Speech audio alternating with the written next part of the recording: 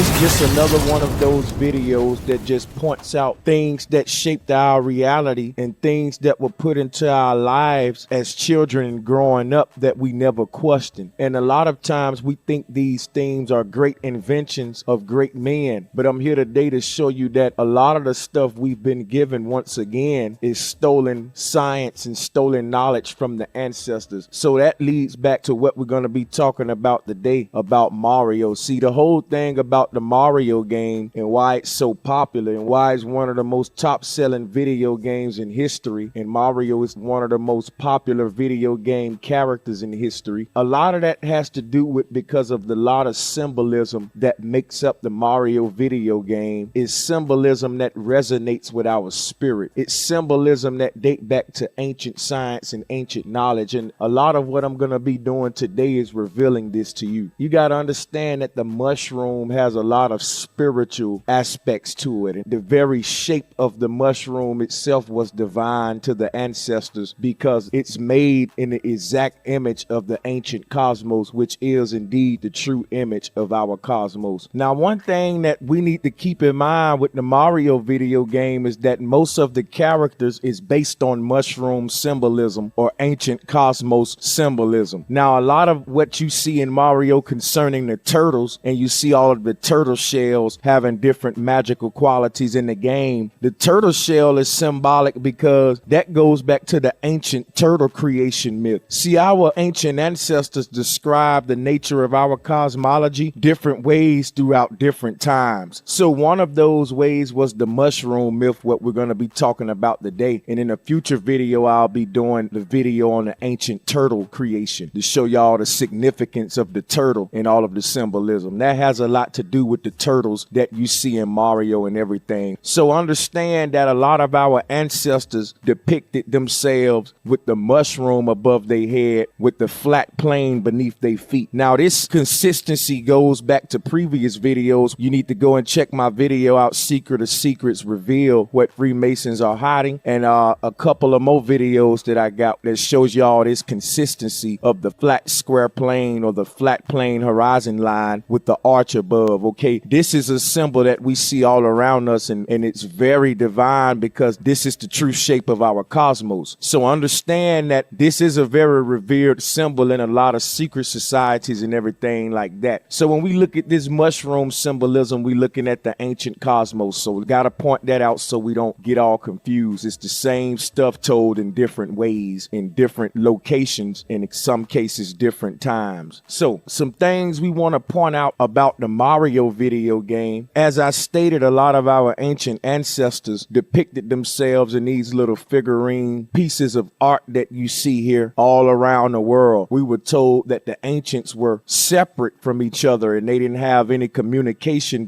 being telephones and stuff like we do today. We were told that, they were isolated from each other. But all around the world, we see similar building structures, similar pyramids. We see the same stories told. And now I'm showing you this different mushroom art all over the world by different cultures, just like I'm showing you all of these different planetarium designs by different people and cultures all around the world. So people, this stuff is deep. The ancients knew something that they are hiding from us today, and you will not be able to know the secret of secrets if you let your ego hinder you and you want to be one of the ones who stand in the ranks of modern day science and laugh at the science of the ancestors. So let's continue on. I'm finna point out some stuff with the Mario video game that I'm pretty sure much as we play it, none of us really peeped this because we didn't have the ancient cosmology. So first of all, Mario gets his power from the stars. That's very divine because check this out, people. I've been telling y'all video after video that what you're calling planets and stars are luminaries. They are light fixtures. They were called luminaries by our ancestors, and it was stated that what we call the celestial bodies and the zodiac are really light fixtures, and these light fixtures are sending us light resonances from the Most High. In other words, harmonic resonances via light is being projected to us from above by the Most High. And this is what science is hiding from you, because when they give you all of this stuff about stars being burnt, big old burning balls far away, and all of this crap about this Helio solar system, you lose that fact what I just told you, that the Most High is indeed in control soul, and that these stars are more than just chunks of fire, that these are celestial beings that are sending you light resonances from the Most High. See, this takes your science to a whole nother level when you include the Most High. It also show you where you fit in with the creation. So this is applicable science, whereas the theories and everything we've been given only lead to ego, debates, arguments, and more theories. So let's move on with Mario, and keep that in mind. He get his power from the stars just like we do. When Mario get that star, can't no creature on a video game that's his enemy touch him during this period. Anything that touch him will die. Now that star power is the God energy, that eye that you see at the top of the dome, the eye of the Most High that's sending us these light resonances. That's your God energy, and nothing can touch you when you understand that the Most High sits above your head and that you getting your energy from the Most High. Nothing can stop you. So the star power that Mario get is very significant. It tells a story. None of the things we see in a video game, I mean, none of them are original. It's original for the fact that it took this science and turned it into a game. I do give them credit for that. And I can't lie, we all enjoy Mario. I'll be lying. So we got to keep it real. We all played the game, but we need to learn about some of this stuff. Why did we like the game? What drew us to Mario as children? What made it such a big game? I mean, think about it. You got games out today that's way better than Mario. I tell you, no joke, man. I don't care how old video games get, I still would play the first Mario and enjoy it. So there's a lot to this game and the symbols that resonate with your spirit, because the knowledge that I share with y'all on these videos is already in you. So like I said, I'm just reminding it to you. So it's in your DNA records. So now what I'm about to point out to you now, go back to previous videos when I was explaining about the magnetic pole energy or the vortex energy or the serpent energy, when I was explaining to y'all about all of the quest symbolism. In order for you to understand what I'm about to bring up now, you really need to check those videos out. Links are in the description box. Check them out and hop back to this one. Now this part is real deep. Mario do most of his traveling in the game through pipes. Now that pipe is really the pole. You got to understand that. He's a plumber and it's a sewage pipe, so it fits in perfectly with the story that they wrote for him. But the big symbolism behind the whole pipe traveling was what I've been mentioning to y'all about the pole. Everything is attracted to the center of the Earth's circle. The center of the Earth is where the North Pole is, and that's a vertical pole. There is no South Pole. What you're calling the South Pole is a 360-degree ice ring that encloses the Earth. Okay, and I've described all of this in previous videos. Any questions, just check out the links and all of your questions will be answered. Speaking of questions, we're going to get into that later, because the bricks that Mario jump and hit with his head have question marks on them. Now all of this go back to the quest symbolism I've been telling y'all about, but we're going to hop to the question marks later. I want to stay on subject about the pipe traveling. Now this go back to the vortex energy, the magnetic pole energy. When Mario travels in the pipe, he often goes to these dark worlds or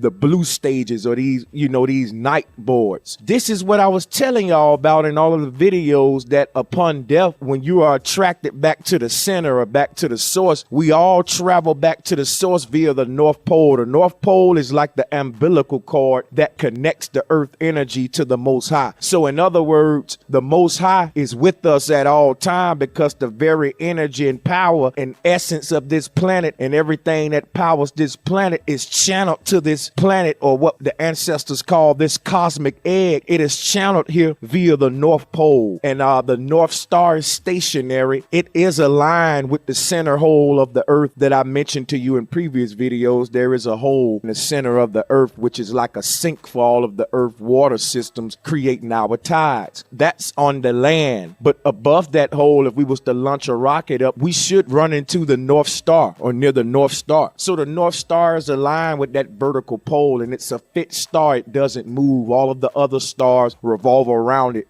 like the carousel kids machines we played on. I described this in previous videos. If you want more in-depth info, check those out.